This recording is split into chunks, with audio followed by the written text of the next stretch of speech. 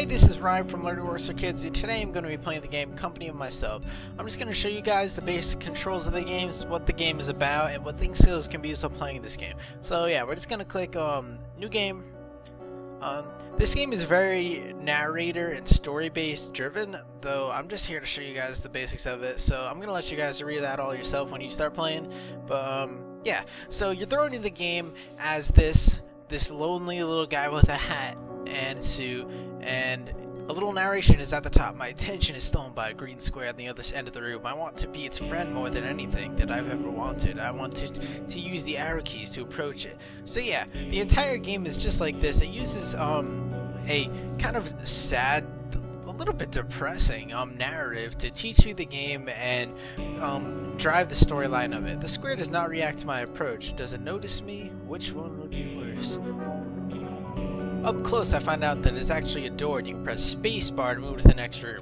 Yeah, so the main arrow keys are the main controls are the arrow keys and spacebar. You'll notice that spacebar will get you through the door, and the arrow keys allow you to jump, move around, and just move through levels.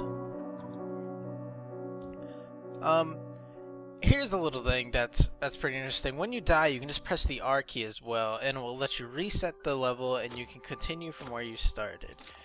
So if you die, you really don't have to worry, but later on you may have lives, though in the beginning you don't, because it's teaching you the controls. Yeah, this game uses a lot of flexibility as you're playing it, mainly because of situations like this, where even though the only controls are spacebar and arrow keys, I have to learn to adapt to make it through each level. I can't just jump up here, but let's see what it says. I pressed the spacebar before I got to the door, and let's see what happens. And now I realize that a ghost of myself appears. So, what can I do with my ghost? I can actually interact with it. The ghost follows what I did before. Okay. Come here, ghost. Yeah, the ghost follows what I did before, so you have to use your own movements and your own past movements as a way to get through levels. You definitely have to be flexible while trying to figure it out and trying to figure out how to work it. And you have to be flexible for crazy levels like this. I'm gonna want a couple of clones just to get going. Another skill used in this game is self-awareness, because you're going to realize that the narration in this game is pretty in-depth and pretty sad, and definitely has a lot of feeling to it. And you might actually find yourself, you might be able to relate to the character in a lot of different ways, and just explore yourself and your own behaviors and feelings just like this character does. It's definitely worth your time to pay attention to what the narrator is talking about and the story that it tells. Flexibility and self-awareness in this game can be used in your everyday life as well.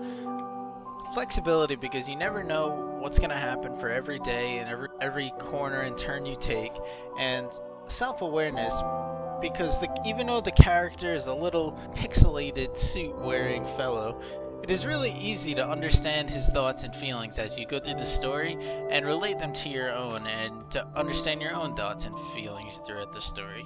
So I'd say this game is definitely worth a playthrough, and it's something to really enjoy and travel the journey with the character. This has been Ryan with Learning Works for Kids. Hope you have fun playing Company of Myself.